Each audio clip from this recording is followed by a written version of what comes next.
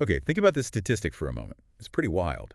Something like 90% of fights, maybe even more, end up on the ground. Right, but they almost never start there. Exactly. Yeah. Like 99.9% start standing up. And that little moment, that switch from standing to ground, that's absolutely crucial. It's everything, really. And that's exactly where we're going today.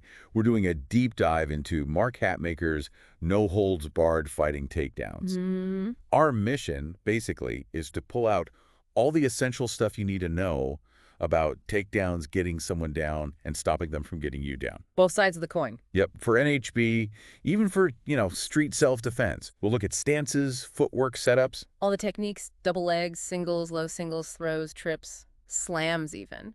And maybe, most importantly, the counters.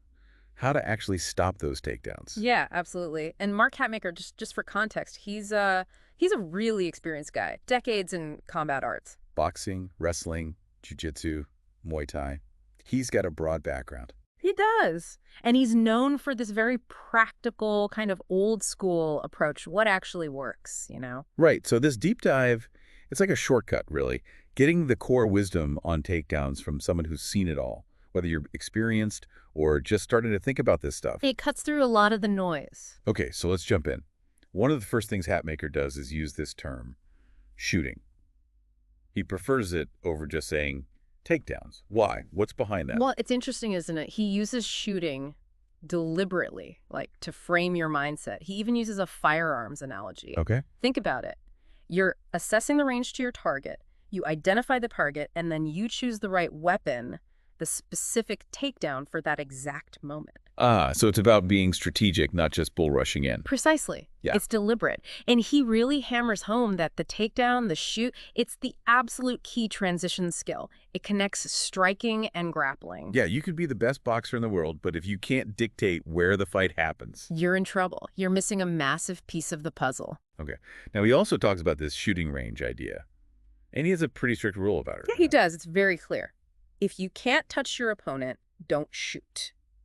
Sounds simple, but what's the deeper reasoning there, especially for NHB or self-defense? Well, think about traditional wrestling. You often need that hand-to-hand contact first. In NHB, or on the street, Hatmaker argues your jab is your primary rangefinder. Your jab. Yeah. If you can't consistently touch them with your jab, you're probably too far out to effectively shoot for a takedown. Okay, so trying to shoot from too far. Yeah. It just telegraphs it. Exactly. They see it coming a mile away, gives them time to sprawl, or worse, land a knee on your way in. And he specifically warns against using kicks to judge that takedown distance. Why not kicks?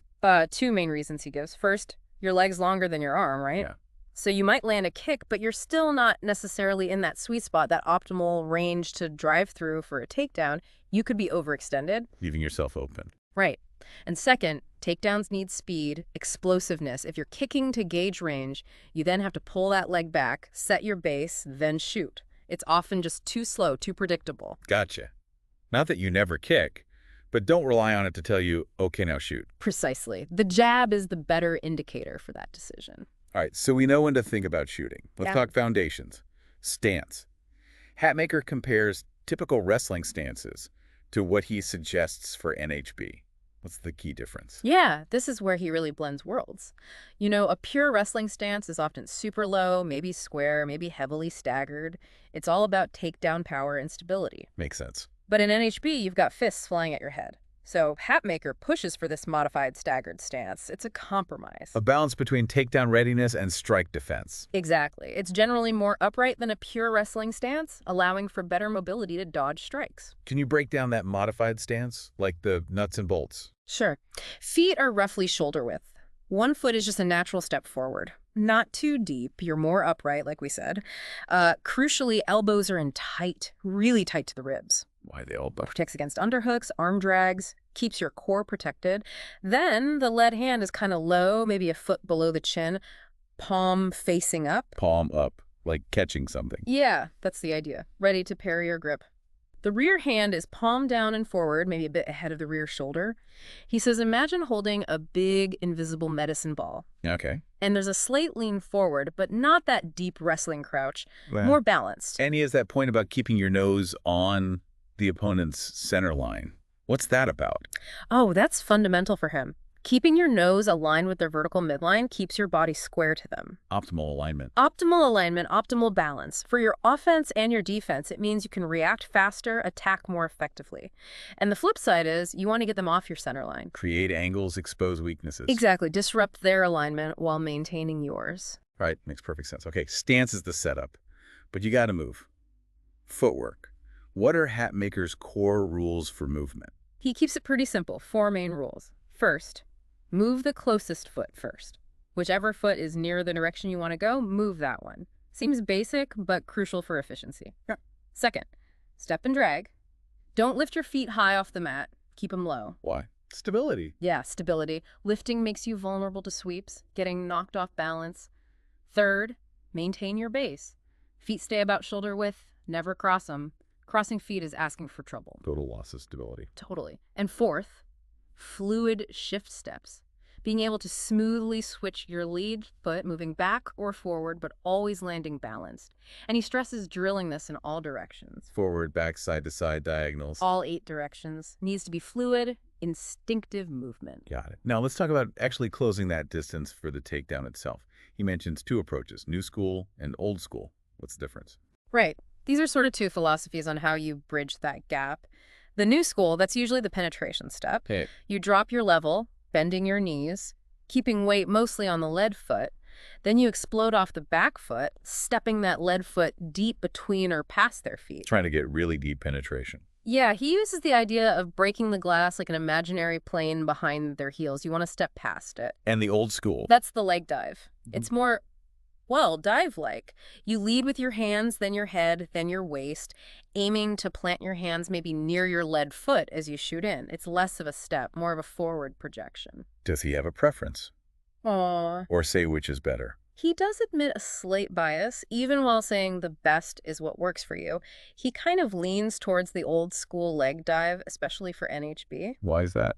He feels it might be a bit more defensively sound, maybe less telegraphed than a super deep penetration step when strikes are involved. But, you know, he's clear top fighters use both successfully. So know both. Practice both. Definitely. He encourages proficiency in both, even if he has his slight preference. Okay, so you've used your footwork, you've closed the distance with your chosen entry, now you need to actually grab hold.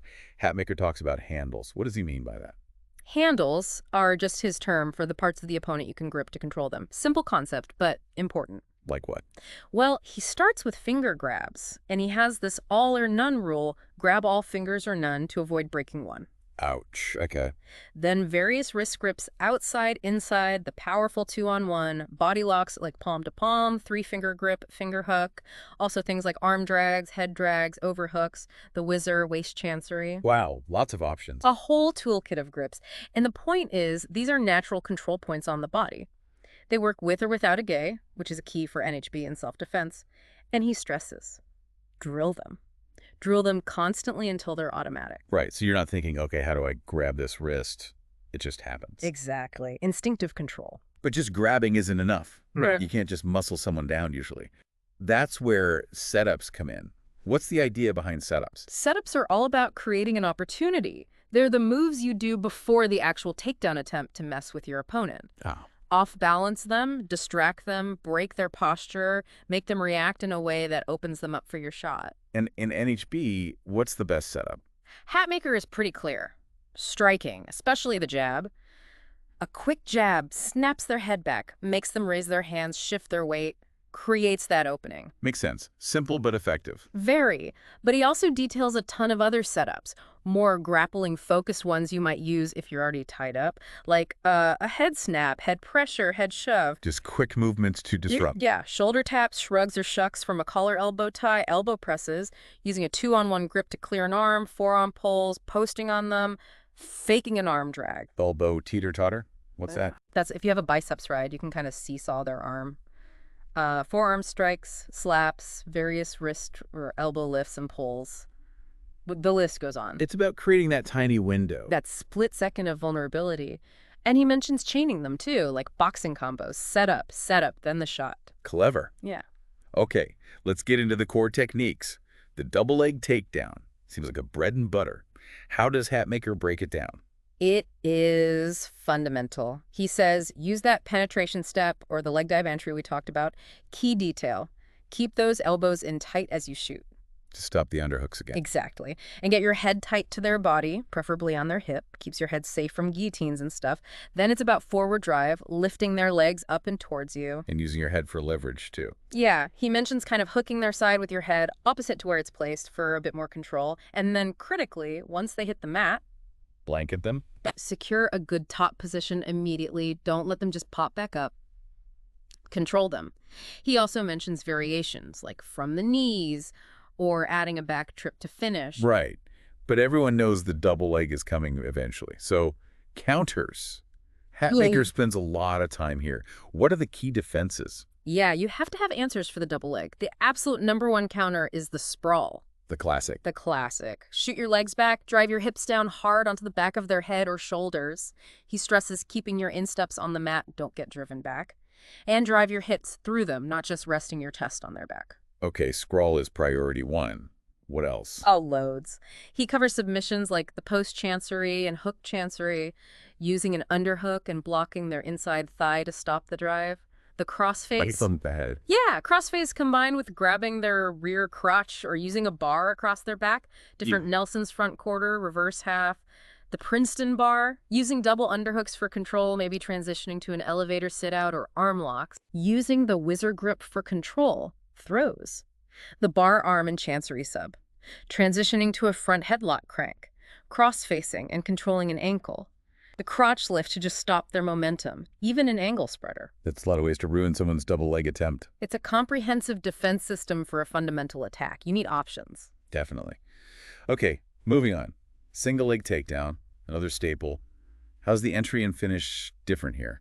Entry is similar, back step, level change, penetration step, but obviously you're targeting just one leg. Hatmaker strongly advises grab their lead leg with your inside hand. Inside hand. Why specifically? Never the outside hand. That leaves you wide open for them to get a whizzer on you, which shuts down the single leg pretty effectively. So inside hand grabs the leg, outside hand comes over, palm down for an overhook grip on that same leg. Got it. Inside hand leads, outside hand secures. Right. Then you can drive forward or maybe slide that inside hand up higher to the high crotch for a bigger lift and finish. He also mentions just picking the leg up or adding an inside trip. And defending the single leg. Seems this balance on that one supporting leg is everything. It's huge. Just staying upright buys you time. He even mentions a partner hop drill, basically practicing hopping on one foot while someone messes with your lifted leg just to build that balance. Makes sense. Well, what are the actual counters he suggests? Things like using a chin hook and chancery grip to roll out or hop away, the front quarter Nelson again, or a chin hook crank, standing wrist locks to break their grip or switch positions. You can do wrist locks standing. Yeah, absolutely.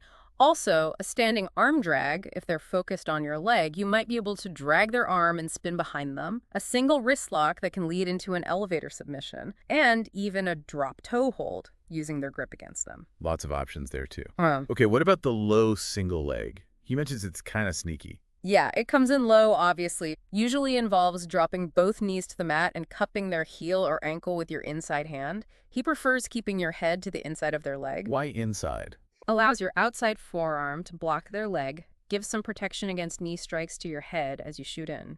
Then you drive your shoulder through their shin to finish. He mentions head outside as a backup option, maybe. And you can chain it? Yeah. If the low single stalls, you can try to turn the corner, basically pivot and attack their other ankle or block their far knee to finish. How do you counter that low single? Seems like being on both knees makes the attacker vulnerable too. It can, yeah. Good awareness helps shut it down early. But if they get it, he details a back sweep counter.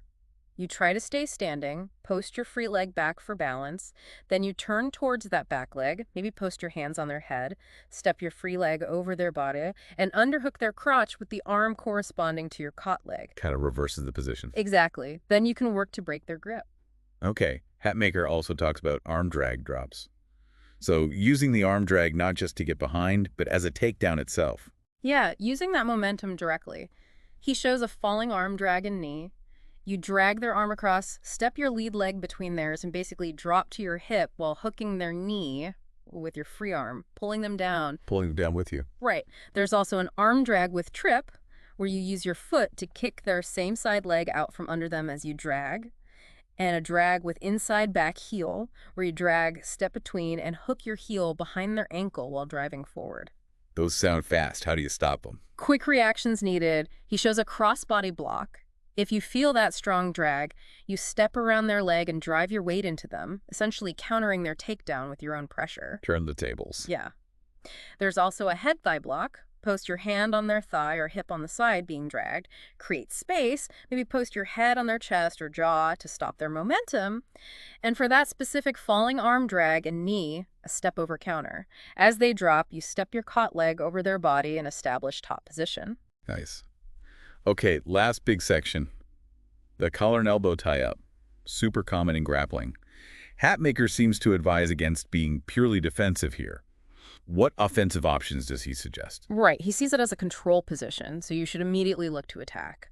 He shows a drop duck under, quick level change, slip under their arm that's on your head, go right behind them, fast, very. Then various heel pickups, cross heel, near heel. You release one grip, drop a knee, grab their ankle, drive forward. A head pull and leg pickup. An underarm sneak to slip under and get behind. An arm throw by and ankle pickup. A simple snap down if they lean too much. Or even a chin push to create space to step behind. All about immediate action from that tie. Be proactive. Don't just hang out there. And if you're caught in one and they're attacking, what defenses does he recommend? Mostly focused on stopping their takedown attempts from the collar and elbow. Against those heel pickups, he shows a pancake counter lift the arm they have on your head, try to roll them over their other arm as they reach down. Or a simpler elbow shove to block their reach. Stop them getting the grip. Yeah. Against the underarm sneak, recognize it early and step your leg behind theirs to block. And crucially, to stop the snap down, maintain your posture. Don't let your shoulders go past your lead knee. He shows an elbow hook to try and catch the snap down, but warns if you miss it, you're probably going down. So good posture is key there. Foundational as always. All right. So pulling this all together, what's the big picture takeaway from Hatmaker's deep dive on takedowns? I think the main thing is just how layered and absolutely vital this whole area is. Takedowns aren't just one thing. It's stance, it's movement, it's specific techniques, it's setups. It's complex. And the counters are just as important. Maybe even more so. And Hatmaker really lays out a solid practical foundation covering all of that. Stuff that works in competition, stuff that works for self-defense. It's really valuable material. Yeah, it really opens your eyes to the detail involved in what can look like just, two people crashing together. It's far more strategic than that. Absolutely. So for everyone listening, think back to that statistic we started with. Almost all fights start standing. Most end on the ground. How might getting a better handle on takedowns, and maybe even more crucially, takedown defense, how might that fundamentally change your approach, whether it's for self-defense or competition, no matter what your main style is? It's a big question. Definitely something to think about. And hopefully this dive encourages you to explore resources like Hatmaker's book even further.